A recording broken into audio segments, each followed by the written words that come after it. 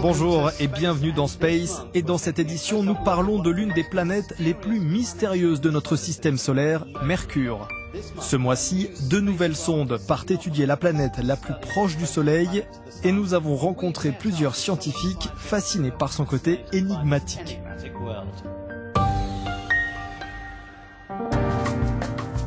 Ce sont les meilleures images de Mercure que nous ayons. Elles ont été prises ces dernières années par la NASA. On y découvre une planète truffée de cratères et à la surface déroutante. Aujourd'hui, la mission Bepi-Colombo, menée par les Européens et les Japonais, part l'observer de plus près. La grande avancée, c'est qu'on va obtenir une vision complète de Mercure. Avec la mission américaine Messenger, on avait vu l'hémisphère nord, mais très mal l'hémisphère sud, parce qu'on était très loin. Or, pour les scientifiques, c'est à devenir fou, parce qu'on a vu une partie de la planète, mais on ne sait pas si le reste est identique ou totalement différent.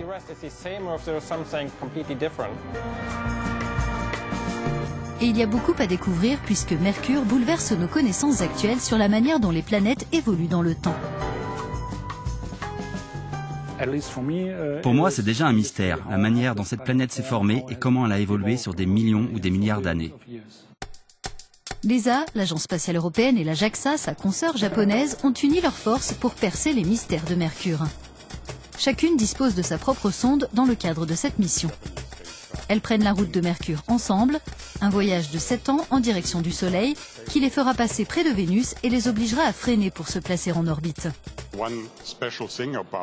L'une des spécificités de Mercure, c'est que c'est une planète qui tourne très vite autour du Soleil. Donc d'un côté, on doit freiner en s'opposant à la gravité du Soleil, et d'un autre, on doit faire accélérer notre vaisseau pour pouvoir voler aux côtés de Mercure.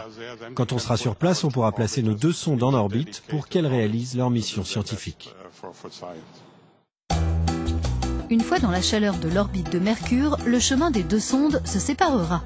Celle de l'ESA volera près de la planète tandis que celle de la JAXA l'observera à distance. Les sondes emmènent avec elles 16 instruments au total, un nombre record pour une mission visant Mercure. Reuke Husmann, du centre aérospatial allemand, le DLR, utilisera pour sa part un altimètre laser pour étudier les cratères, les vallées et les plaines à sa surface.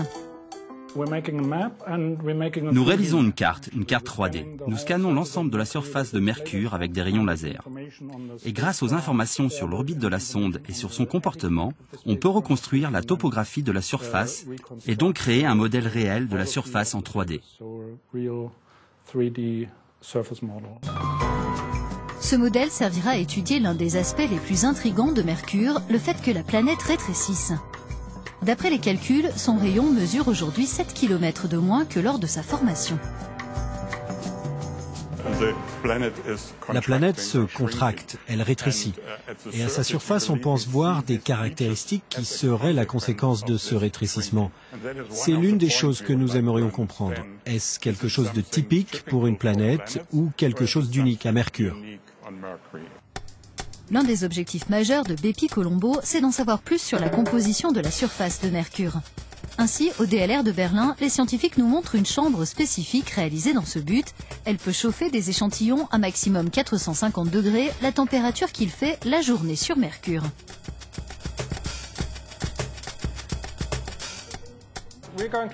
La surface est très chaude et on veut des données de laboratoire pour faire des comparaisons.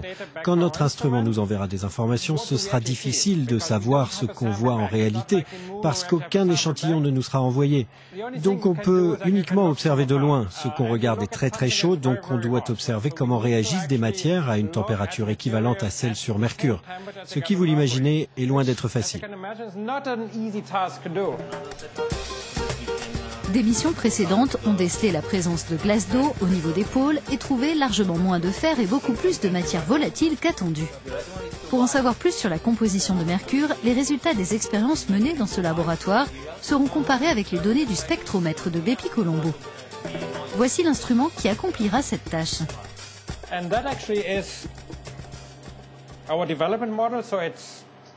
Voici le modèle de développement. Il est globalement identique à ceux qui volent dans l'espace. Il a la même taille, les mêmes matériaux. La seule différence, c'est qu'il est transparent pour qu'on puisse voir à l'intérieur.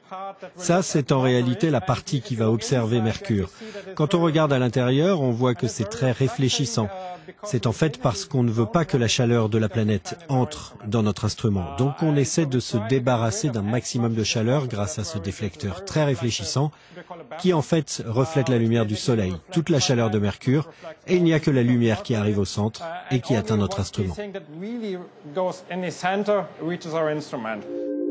La mission suscite l'enthousiasme à l'idée qu'elle fasse progresser nos connaissances sur Mercure et sur ses origines dans notre système solaire, mais aussi sur son activité géologique.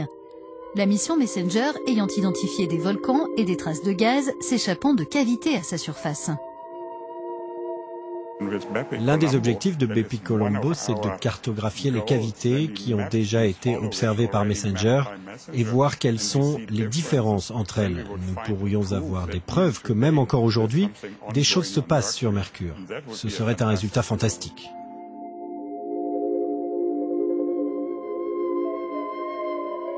L'une des choses qui font que j'aime travailler sur Mercure, c'est qu'on doit comprendre Mercure pour comprendre comment les planètes se forment. Si notre modèle de formation des planètes s'applique à toutes, sauf à Mercure, cela voudra dire qu'il est obsolète parce qu'on devra établir celui de Mercure également. La route est encore longue avant de lever toutes les interrogations. Bepi Colombo utilisera la gravité de la Terre, de Vénus et de Mercure elle-même pour atteindre le positionnement qui lui permettra de se placer en orbite. Ce sera chose faite en décembre 2025 et le travail scientifique pourra alors débuter.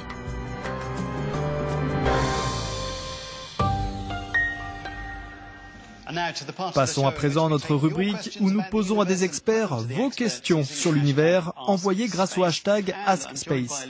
Et je suis avec Olivier Vitas, scientifique planétaire à l'ESA. Olivier, nous avons reçu cette question d'Hernan Reyes. Il aimerait savoir pourquoi nous n'allons pas d'urgence chercher des traces de vie sur les lunes de Jupiter et Saturne. Eh bien, en fait, c'est ce qu'on fait. On est en train de préparer une mission qui s'appelle JUICE, pour Jupiter Icy Moon Explorer. Et on va explorer les 3 lunes glacées de Jupiter, que sont Europe, Callisto et Ganymède.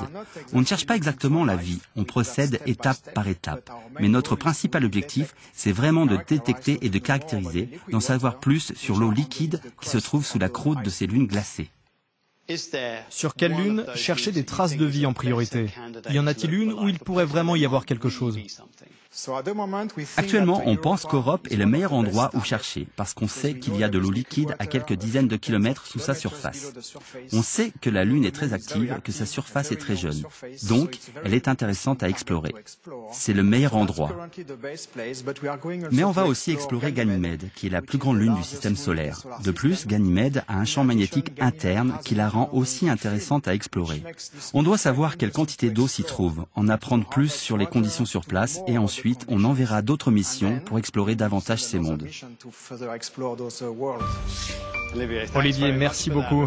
Vous pouvez poser vos questions sur l'univers grâce au hashtag AskSpace et nous essaierons d'y répondre. Retrouvez d'autres infos sur l'espace sur euronews.com.